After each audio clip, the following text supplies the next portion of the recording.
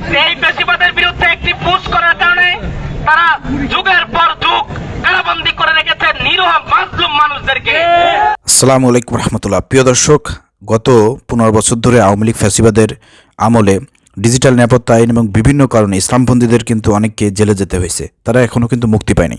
অনেকে রিসেন্টলি আপনার কোর্ট থেকে মুক্তি পেয়েছে, জামিন পেয়েছে, কিন্তু ওই কাশিমপুর কারাগার পুলিশ জেল সুপার যারা রয়েছে তারা জামিনের কাগজ হাতে পাওয়ার পরেও ওইসব আমাদের ভাইদেরকে মুক্তি দিচ্ছে না। এর কারণ কি? এখনও ওই কাশিমপুর কারাগারের পুলিশ জেল সুপার যারা রয়েছে তারা এখনও ফ্যাসিবাদের দোসররা এখন অবস্থান করতেছে।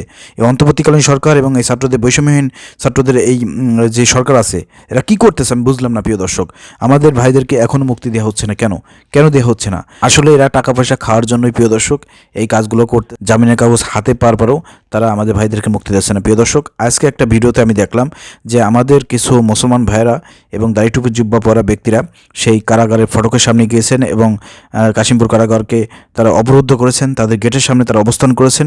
কোনো গাড়ি ঘোড়া তারা ভিতরে ঢুকতে দিচ্ছে না, বাইরে বেরোতে দিচ্ছে না, যতক্ষণ না পর্যন্ত আমাদের জামিনপ্রাপ্ত যেসব ভাইয়েরা এখন বন্দী আছে তাদেরকে মুক্ত করা না হচ্ছে। প্রিয় দর্শক, চলেন আমরা ভিডিও ক্লিপসটি প্রথমে দেখে আসি। আপনারা আপনাদের বক্তব্য পেশ করেন, আপনারা আপনাদের পক্ষ থেকে সেই ব্যক্তিকে বের করেন, অন্যথায় আমরা বড় কোনো কর্মসূচি ইনশাআল্লাহ। এই পর্যায়ে আমি আশ্চর্য হয়ে যাচ্ছি। চিন্তা করে দেখেন, ফ্যাসিবাদ যেখানে বাংলাদেশের মাটিতে নাই, আওয়ামী লীগের দোসররা যেখানে আজকে পলায়ন করে বেড়াচ্ছে, সেখানে এখনও এই কাশিমপুর কারাগারে পুলিশ জেল সুপার যারা রয়েছে তারা এখনও ফ্যাসিবাদের দোসর। দেখেন, তারা যদি ফ্যাসিবাদের দোসর না হয় তাহলে এই জামিনপ্রাপ্ত ব্যক্তিদের কেন তারা মুক্তি দিচ্ছে না?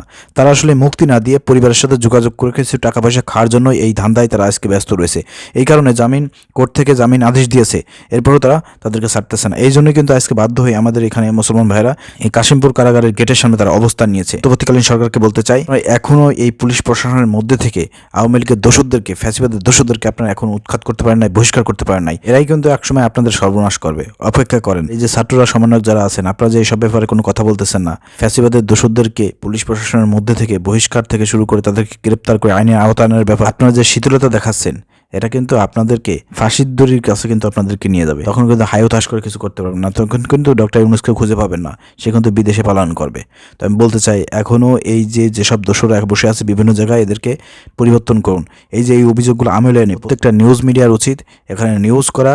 অন্তর্বর্তীকালীন সরকারের কাছে গিয়ে সমন্বয়করা যারা আছে, হাসিব নাই তারা কি করতেছে আমি বুঝতেছি না।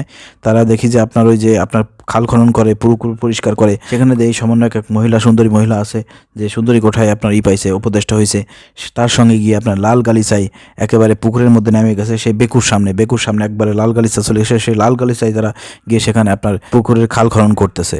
ফাইজলামি করার জায়গা পান না। এইগুলোর জন্য কি আপনাদেরকে জনগণ উপদেষ্টা মণ্ডলীতে বসাইছে? আর এই জন্য কি এত মানুষ জীবন দিয়েছে? হ্যাঁ, লাল গালিচাই করে আপনারা পুকুর খনন করবেন? ফাইজলামির একটা সীমা থাকা দরকার। অতিবিলম্বে পুলিশ প্রশাসনের মধ্যে যেসব আপনার এই যে ফ্যাসিবাদের দোসর আছে এদেরকে বহিষ্কার করতে হবে, এদেরকে আইনে আওতায় এনে বিচার নিশ্চিত করতে হবে।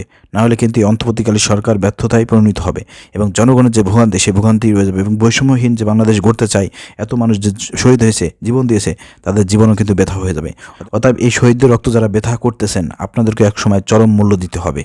অতিবিলম্বে কাশিমপুর কারাগারে আমাদের যেসব ভাইরা আটক আছে এবং সারা বাংলাদেশে জামাত ইসলামের নেতাকর্মী সহ অন্যান্য বিরোধী দলের নেতাকর্মীরা বিগত ফ্যাসিবাদ সরকার আমলে যারা মিথ্যা মামলায় কারাগারের মধ্যে আবদ্ধ আছে, এখনও যারা মুক্তি পায়নি, তাদের মুক্তি দিতে হবে। এবং বিভিন্ন জেলখানায় যেসব পুলিশ সুপার আছে তাদেরকে পরিবর্তন করতে হবে, বদলি করতে হবে। সেখানে বর্তমান জুলাই আগস্টের বিপ্লব যারা ধারণা করে, এই ধরনের লোকদেরকে নিয়োগ দিতে হবে।